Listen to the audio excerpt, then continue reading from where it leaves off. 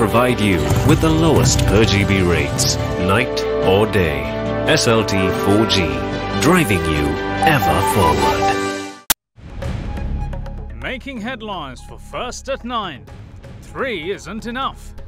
The Supreme Court judge bench set to deliberate the petitions filed against the dissolution of Parliament, expanded to 7. Conditional participation.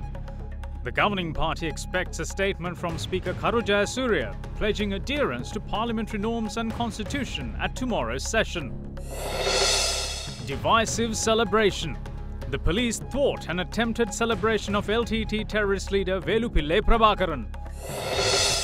Escalating tension. Ukraine to declare martial law following Russia's seizure of 3 Ukrainian naval vessels. Bike එකක් ගත්තොත් phone එකක්. ඔව් තෝරාගත් Yamaha bike මාදිලි සඳහා රුපියල් 40000ක් දක්වා වටිනා smart phone එකක් නොමිලේ. ඉක්මන් කරන්න නොවැම්බර් 30 දක්වා පමණයි. කොන්දේසි සහිතයි. අමතන්න 0117 699 699 AMW තින් පමණයි. Good evening and welcome to First at 9. I'm Dhammika Kanayaka. Now let's start you off with your local stories.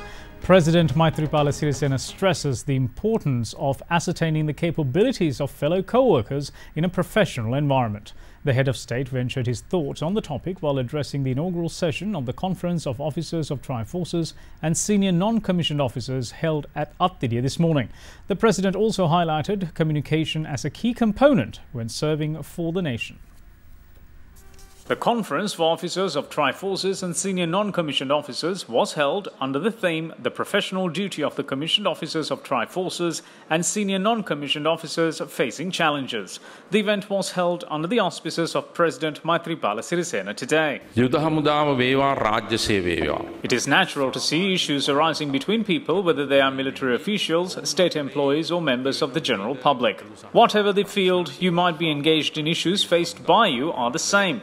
You may be an official of Tri-Forces, a school teacher or even a university professor, but according to your position and responsibilities, you are facing the same set of issues. As I see, the most important factor in this issue is our failure to identify each other. I don't mean facial recognition, but being able to identify the necessities of a person in front of you. It also includes the ability to identify thoughts, knowledge, abilities, experience and maturity of the other person. That ability directly helps you to do your job properly. On the other hand, it also corrects your personal life. Therefore, when you work for the country and its citizens, the most important factor is communication. What is this communication? That's the discussion and discourse.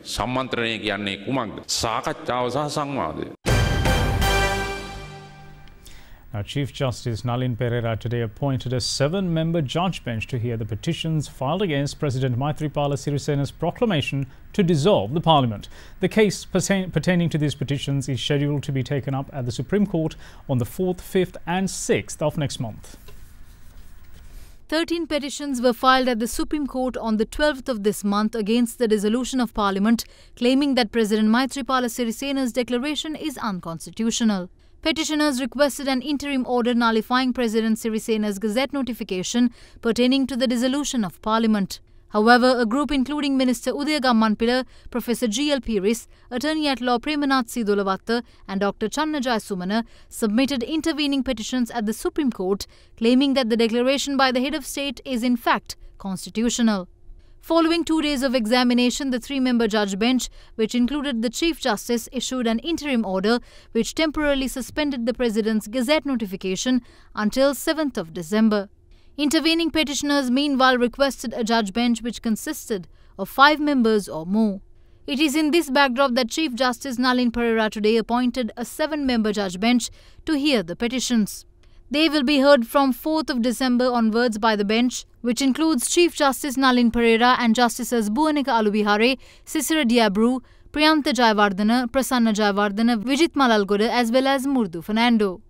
In the meantime, a petition seeking the nullification of former President Mahinda Rajapaksa's portfolio as Prime Minister, arguing that he holds the position illegitimately, was heard today by a judge bench which consisted of President of the Court of Appeal Preeti Padman Surasena and Justice Aruna Obesekara. The petition was submitted by a group of 122 parliamentarians, which included MPs representing the UNP, TNA, JVP and the Sri Lanka Muslim Congress. The Court of Appeal ruled to hear the petition on the 30th of November and on the 3rd of December. 49 persons, including Prime Minister Mahinda Rajapaksa, are named as respondents. We request a writ of quo warranto because a no-confidence motion has been passed and we have the right to question as to how the Prime Minister and a cabinet of ministers continue to remain in power. It's very clear that all 122 parliamentarians are challenging the Prime Minister and the cabinet of ministers. Cabinet Mandalaya අභියෝගයට ලක් කරනවායි කියන එක. Quo warranto කියන writ ආඥාව අපි ගන්නේ. A writ of quo warranto is usually requested in an instance when a certain person is appointed by a vote and to find out the legitimacy behind it. The court will now have to consider whether it is legal to issue a writ of quo warranto with regards to an incident which occurred in Parliament. මූලික විසඳන්ට වෙයි මෙය ගත්තු වෙලා. Now, after several days of chaos which were followed by peculiar one-sided proceedings in Parliament recently, the House will once more convene tomorrow at 1 p.m. At this stage, the agenda for tomorrow's session will be anybody's guess. As Deputy Secretary-General of Parliament, Neeli Dewala said, the agenda for tomorrow is not yet prepared and the Parliament will meet on a blank agenda. Parliament is due to convene at 1 p.m. tomorrow. Its last session held on Friday, however, took a peculiar turn as members of the governing party walked out from the chamber in protest of Speaker Karu Jayasuriya. They expressed their displeasure over the Speaker's decision to allocate an equal number of seats for the governing party and the United National Party in the 12-member Parliamentary Select Committee, ignoring government's request for a majority of 7 seats. Following the walkout, the Speaker proceeded to take a vote on the composition of the Select Committee, which proved to be one-sided. With much conjecture on the recent parliamentary session, UPFA Parliamentarian Shahant Semasinghe today gave his thoughts on tomorrow's session. As the ruling party, we are ready to participate in parliamentary sessions if the Speaker is ready to follow the Constitution, standing orders and the parliamentary traditions. Speaker Karu Jayasuriya should make a statement over this. Meanwhile, the Parliament's administration has decided to keep the public gallery and special gallery for the Speaker's visitors closed during tomorrow's session. Security in and around Parliament will also be beefed up, as Sergeant-at-Arms Narendra Fernando said that arrangements have been made to provide special police security tomorrow. In the meantime, police media spokesperson SP Ruwan Gunasekara says that 5 complaints have been received over the clashes and tense situation inside the chamber recently, and investigations will be conducted using CCTV footage. He also said that the Attorney General will be kept informed on the progress of investigations while seeking his counsel. Moving on to other local stories, the United National Party is of the stance that President Maithripala Sirisena should equally be blamed for the corruption or alleged corruption that took place during his tenure as the head of state if former Prime Minister Ranil Wickremesinghe is held accountable for same allegations. Releasing a statement today, Chairman of the United National Party, Member of Parliament Kabir Hashim welcomed the appointment of a presidential commission to probe these allegations of corruption, but insists that the President should not be made immune to the investigations.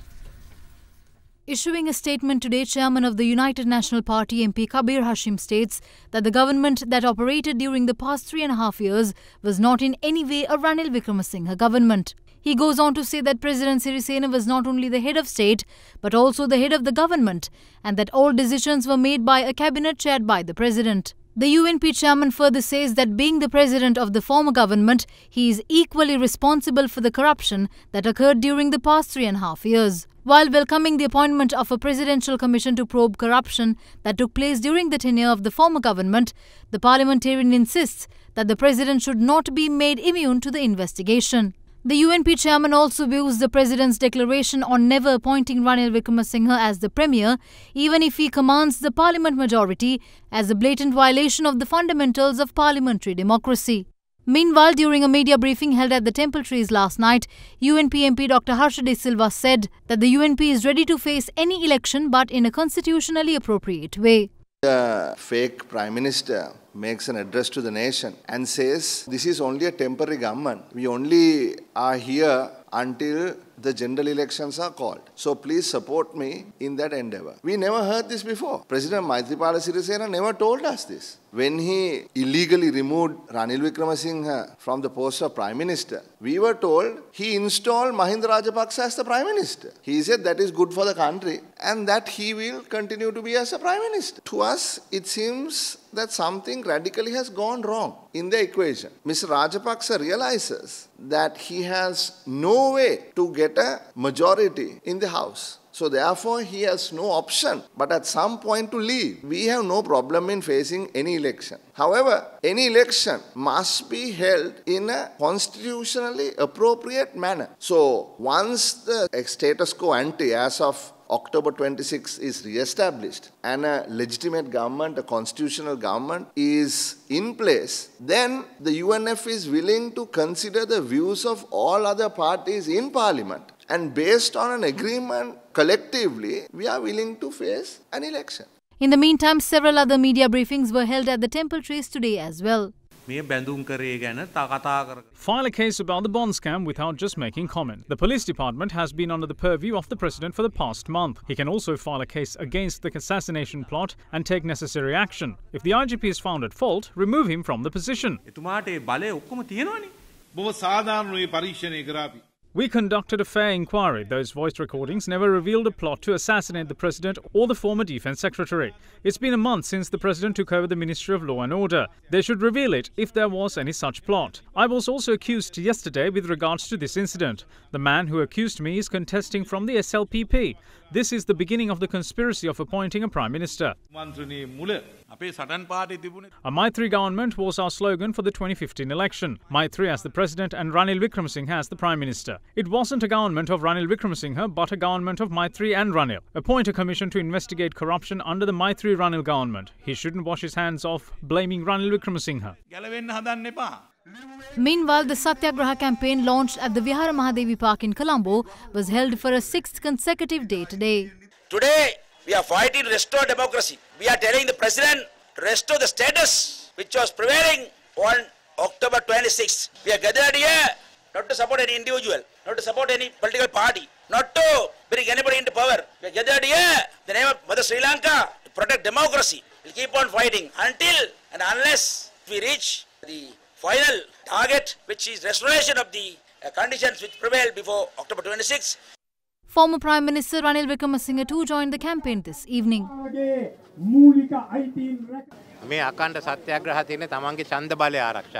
The Satyagraha is held to protect the right to vote. We should stop this journey that is being embarked upon, violating parliamentary democracy. If we are to go for an election, it should be a collective decision of all parties.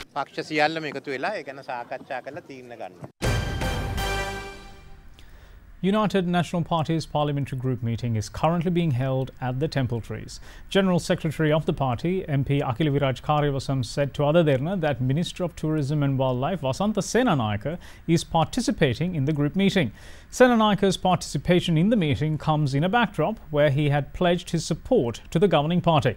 The minister also participated in the cabinet meeting held at the Presidential Secretariat last week. Moving on to more politics, UPFA Parliamentarian Shehan Semesinghe says that the investigation pertaining to the plot to assassinate President Maithripala Sirisena and the former Defence Secretary Gotabaya Rajapaksa must be concluded as soon as possible to confirm and reveal UNP's connection to the plan. Semesinghe expressed these views at a media briefing held at the Prime Minister's office today. The United National Party has never garnered a good reputation by building and developing the nation. However, they are well known for murders which took place during their tenures. UNP is now divided into several factions and they can't seem to unite themselves once more. And they really aren't interested in going for an election at the moment. This is why they came up with the plot to assassinate the President and the former Defence Secretary so they can easily get the position of the head of state without going for an election. Names of former ministers keep coming up as they're involved in the plot, and the IGP was questioned questioned for over 4 hours yesterday with regards to this incident. So you can imagine the vast net that had been woven for this plot.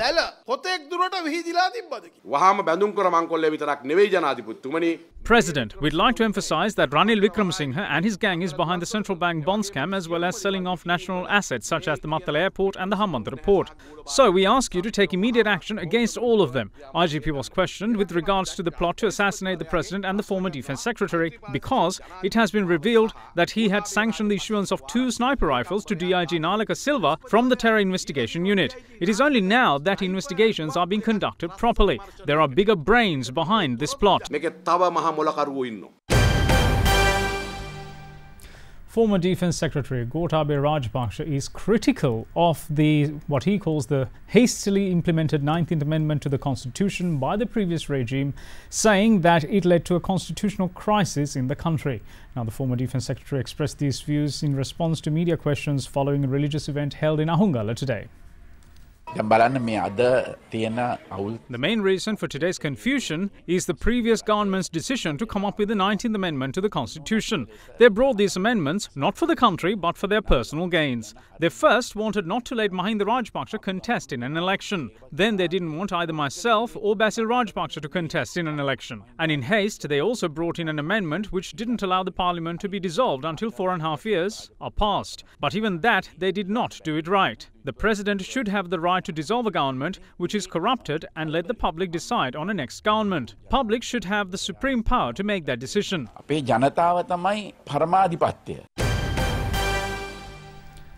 Velvetithure police today intervened to stop a commemoration ceremony organised by former provincial councillor M.K. Sivajalingam to celebrate the birthday of the leader of the defeated terrorist organisation LTTE, Velupille Prabhakaran.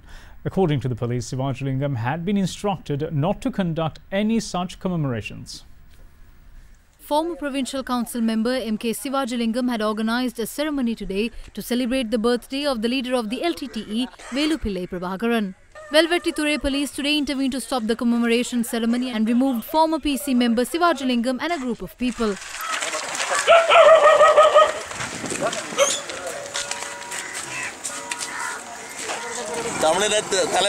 You now see the actions of the government when we arrived to celebrate the birthday of our leader Prabhakaran. The police media spokesperson office stated that Sivajalingam and others who were present at the scene were taken to Velvetithure police and instructed not to conduct any such ceremonies. However, Northern Provincial Council member M.K. Sivajalingam said that Mahavira Day will be celebrated tomorrow in a peaceful manner. We have sent 4 of them to clean the residence of Prabhakaran in line with his 64th birthday celebration. Police chased them away, taking their identity cards and their tools. They released us saying that in case they have something to inform us, they asked us to come to the police. I then told them that we would celebrate the Mahavira Day tomorrow in a peaceful manner. I also told them that we would use the LTT flag in the commemoration of members who passed away. Meanwhile, an event to mark the 64th birthday of Velupille Prabhakaran was held at the Jaffna University this morning. Posters containing pictures of Prabhakaran were seen displayed at the Jaffna University. The chief suspect out of 3 students involved in the stabbing of a 19-year-old student in Mathura has surrendered before the Mathura Magistrates Court, following which he was remanded until the 3rd of December. Meanwhile, police spokesperson SP Ruwan Gunasekara said that another suspect has been arrested after he surrendered himself to Mathura police. A 19-year-old schoolboy died in Mathura last Saturday after he was stabbed to death by a fellow student on his way to a tuition class. The victim was identified as 19-year-old Ravindu Gimhana, a grade 13 student of St. Thomas's College in Mathura. Ravindu's friends say that a feud existed between the assailants and Ravindu's brother led to the incident. Ravindu was rushed to the hospital after being stabbed in the abdomen and was pronounced dead upon arrival. The assailants reportedly fled the area following the incident. Sitija Soundarya, the 17-year-old main suspect of the stabbing incident, however, surrendered to the Mathura Magistrate Court through an attorney at law. He was later remanded until the 3rd of December. Kushan Nimnajit Samarasinghe, another 17-year-old suspect involved in the stabbing, has been arrested after he surrendered before the Mathura police. The other student involved in the incident still remains missing. Meanwhile, the remains of Ravindu Gimhana was brought to his residence in Mathura last night.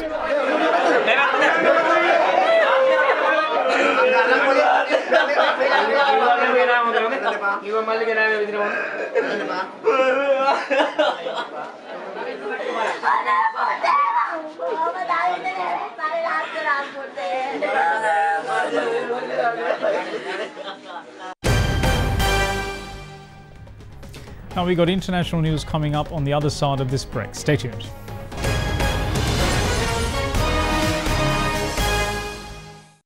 You are watching Sri Lanka's award-winning news channel, Derana 24/7.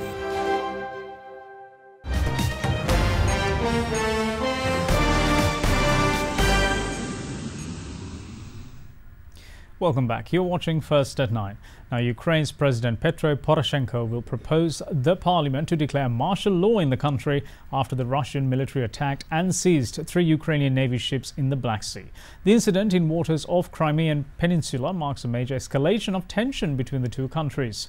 The UN Security Council will hold an emergency meeting as a result. Russia seized 3 Ukrainian naval ships off the coast of Russia-annexed Crimea yesterday after opening fire on them and wounding several sailors. The move risks igniting a dangerous new crisis between the two countries. Russia's FSB security service said it had been forced to act because the ships, 2 small Ukrainian armed artillery vessels and a tugboat, had illegally entered its territorial waters, attempted illegal actions and ignored warnings to stop while maneuvering dangerously. Around 150 protesters gathered outside the Russian embassy in Kyiv today to protest against the incident. Some of the masked men threw flares in the direction of the embassy before police were able to calm the situation. A bilateral treaty gives both countries the right to use the sea, which lies between them and is linked by the narrow Kerch Strait to the Black Sea. But tensions around the sea have escalated since Russia annexed Ukraine's nearby Crimea in 2014. Ukrainian forces have been fighting Russian-backed separatists in the east of the country, but this is the first time the two militaries have come into open conflict in recent years. After over a year and a half's intense negotiations amid various criticism and enormous media scrutiny, Britain and the European Union agreed on a breakthrough Brexit deal yesterday. The next step now is to get the British Parliament to sign off on the deal, which is seemingly a difficult task as many MPs oppose the plan. It is in this backdrop that the UK Prime Minister Theresa May said that rejecting the Brexit deal will be risky and lead to division and uncertainty. May will now have to persuade politicians in the UK Parliament to back the deal. 27 EU leaders approved the terms of the Brexit deal at a summit in Brussels yesterday. British Parliament will decide whether to accept or reject the package next month in a vote which is likely to be on the 12th of December. Cabinet ministers admit that British Prime Minister Theresa May faces an uphill struggle with Labour, the LIB Dems, the SNP, the DUP and many Tory MPs set to vote against it. The British Prime Minister has pledged to put her heart and soul into a 2-week push to convince MPs to back the terms of deal. In any negotiation, you do not get everything you want. You need to identify what your vital interests are and stick to them, but be prepared to compromise in other areas in order to achieve a result. I think the British people understand that. Before Christmas, MPs will vote on this deal. It will be one of the most significant votes that Parliament has held for many years. On it will depend whether we move forward together into a brighter future or open the door to yet more division and uncertainty. European leaders endorsed the Brexit deal at the European Union summit and emphasised that this is the best deal possible for the UK and urged British parliamentarians to consider the matter. This is the best deal possible. This is the only deal possible. I'm convinced that those having to ratify this deal and in Westminster and in the European Parliament will have this in their minds when they are taking their individual decision. Moving on to other news from overseas, Carlos Cohen has been sacked as chairman of Mitsubishi Motors after his arrest in Japan over misconduct claims. A similar move was taken by Nissan last week amid claims he falsely understated his salary and used company money for personal gain. According to Japanese media, Cohen had headed an alliance of Renault, Nissan and Mitsubishi, has denied the allegations. He remains in detention and has not spoken publicly about the affair.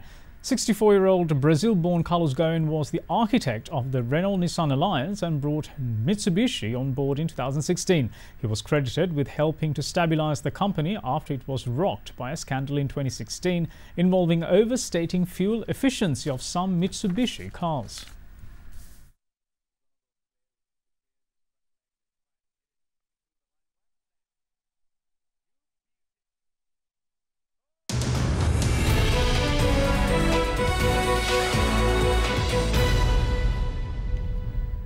And now to bring you a market update, the all-share price index rose 0.22% to 5,943.07 today. It declined 0.41% last week, following a 0.39% fall the previous week. It has fallen 6.7% so far this year. Foreigners bought a net 17.1 million rupees worth of stocks today. Now let's cross over to Hiruni Pereira from First Capital Holdings for a detailed report. In the bond market, the secondary market yield curve remained almost unchanged amidst a political uncertainty. Overall bond market activity remained at a standstill ahead of the weekly bill auction seeking a direction. In the stock market, bourse ended in green on the gains made by big cap counters John Keells and Melstacorp, reversing the negative sentiment witnessed on last Friday. Turnover increased and volumes recorded a near 2 weeks high. A net foreign inflow was witnessed with a moderate foreign participation.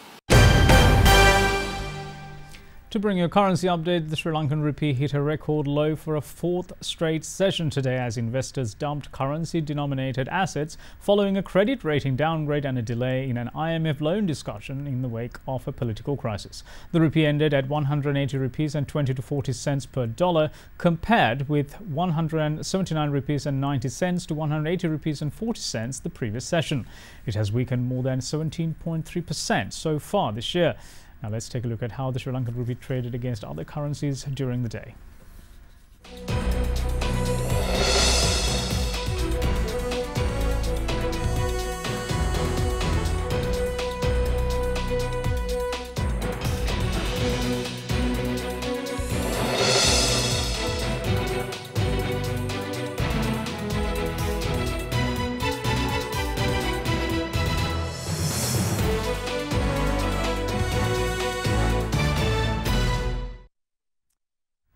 Now the third and final test with visiting England concluded today, and details of that will be coming on the other side of this break. Stay tuned.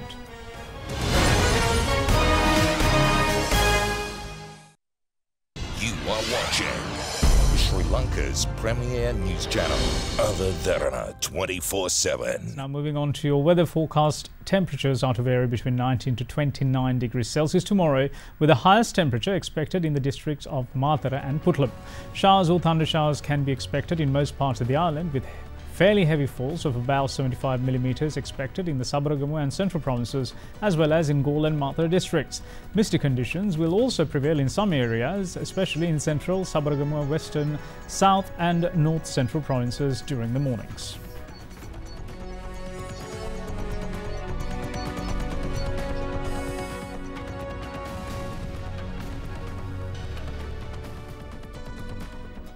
And here is a look at your city by city forecast.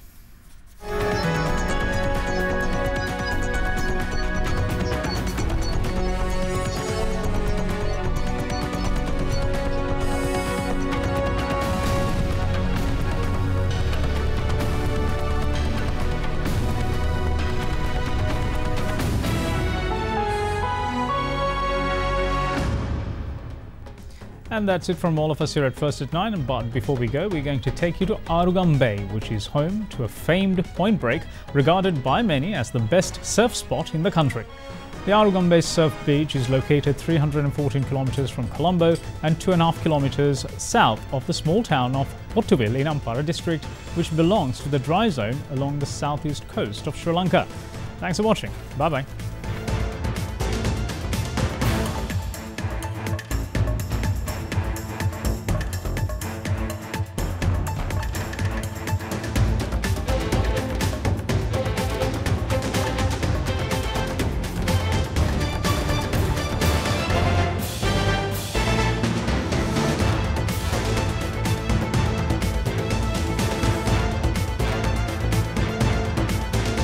Bringing you The news and information 24 hours a day. This is Sri Lanka's premier news channel, Other Derana 24/7.